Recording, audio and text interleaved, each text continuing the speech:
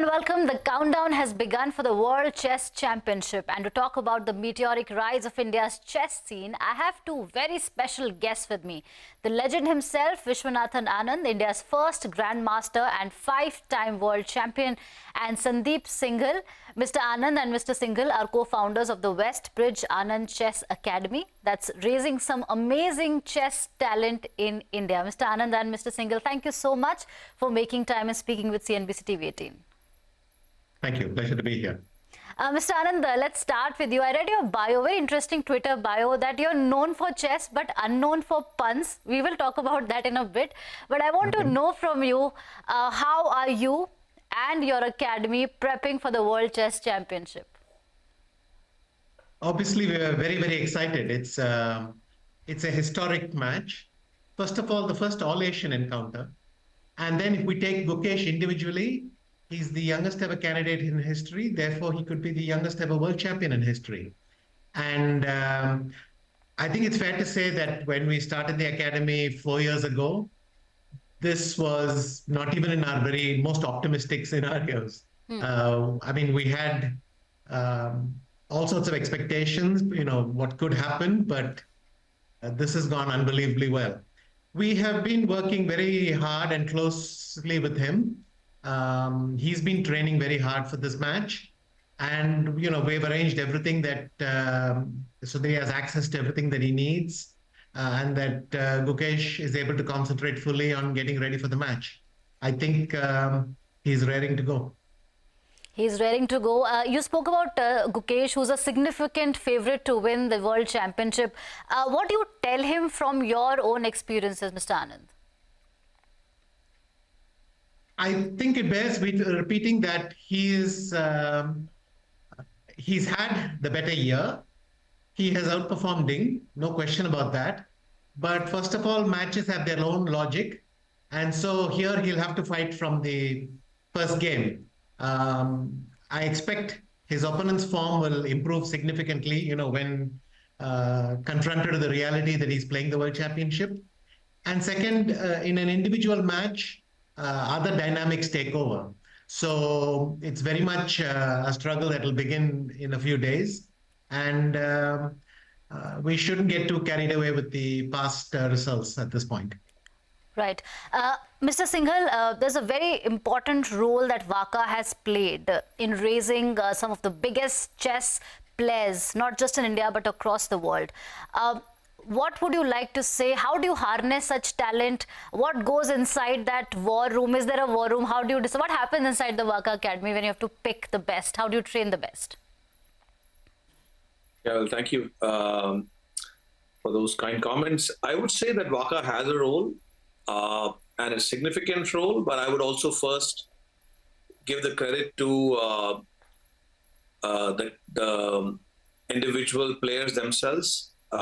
Their families, their first coaches, because the reality is that it's the struggle and the passion of the family and work they put behind their sort of young kids, and the early coaches who showed them the path which got them to a place where they became almost sort of some of the youngest grandmasters in the world. And then WACA's objective as well as WACA's contribution is to add that last little bit that differentiates between something that could be good versus something that turns out to be great. And in that, WACA obviously has, first of all, Anand's stewardship, along with his ability to, get other similar erstwhile chess legends to come and contribute to the training of the WACA kids. And of course, financial resources and everything else, and taking care of the needs of the players while they focus on conquering the world. Of course. Mr. Anand, could you tell us about the experience of developing talent like D. Gukesh, R. Pragananda, Arjun Erigesi and R. Vaishali? Because, they are the headline makers, they are the change makers as far as India's chess scene is concerned, the young talent, the raw talent. Any anecdotes, any stories that you could share with us, their learning graph? What is it about them that's made India proud? So the way WACA was set up was we tried to pick the most promising youngsters. We started in December 2020, and we tried to pick the most promising youngsters. One obvious line or criteria that suggested itself then was who were the youngest grandmasters in the country.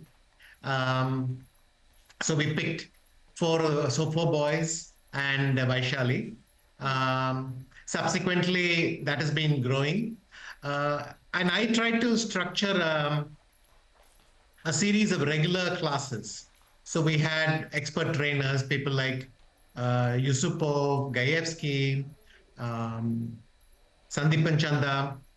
And what we would do is schedule regular classes, obviously very, very useful during the pandemic, that they could attend and keep working on chess regularly.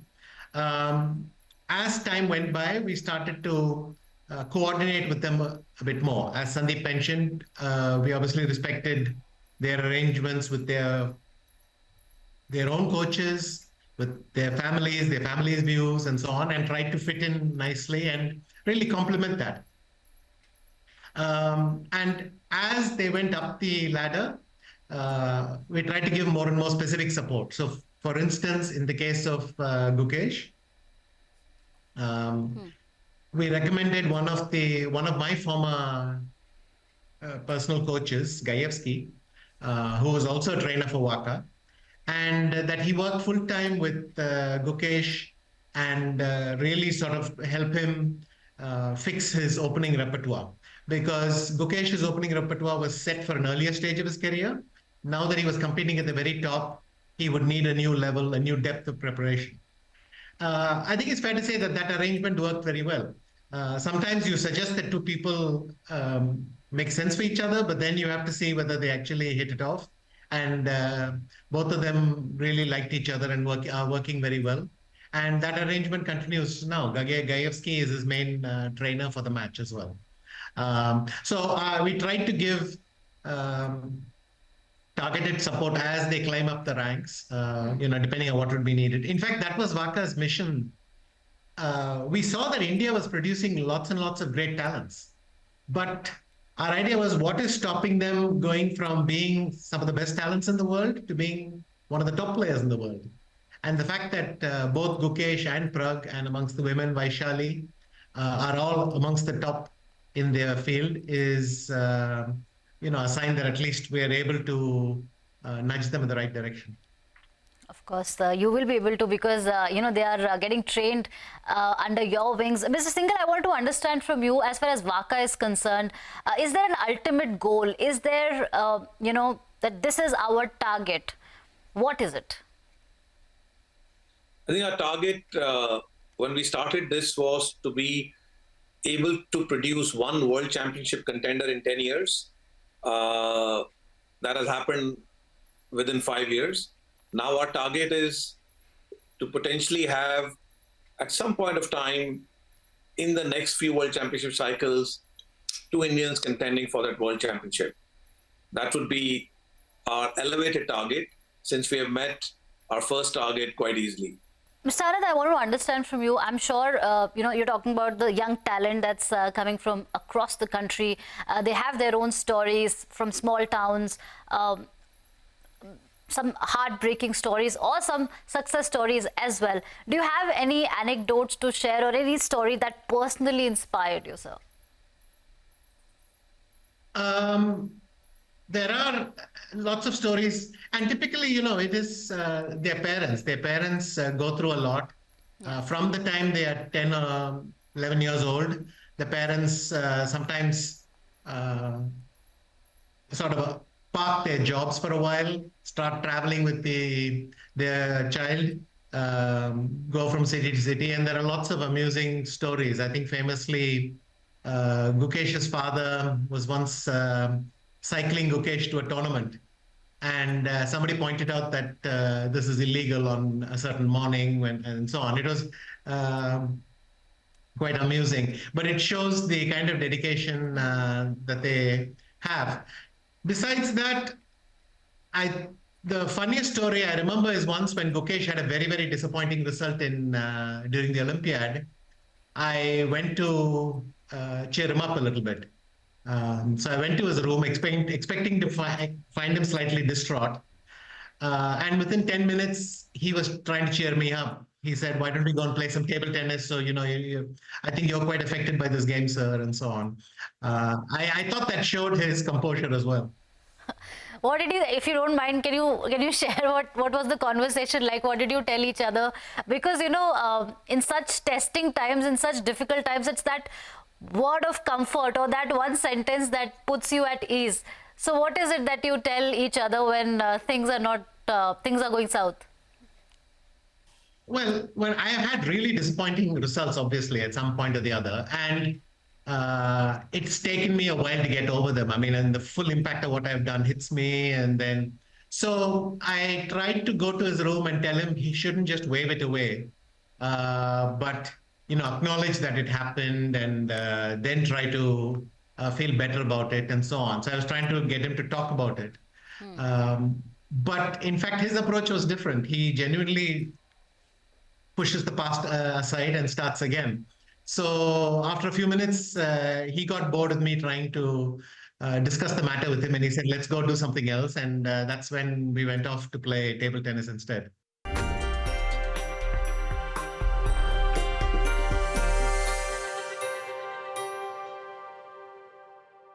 We are speaking about the best talent. We're talking about merit. I want to understand from you, Mr. Anand, you've also spoken about overcoming feelings of nervousness and self-doubt. And I think it's a very common feeling, and it's very natural and normal to talk about it. I want to understand from you, the 5-time world champion, how to overcome feelings of self-doubt and nervousness.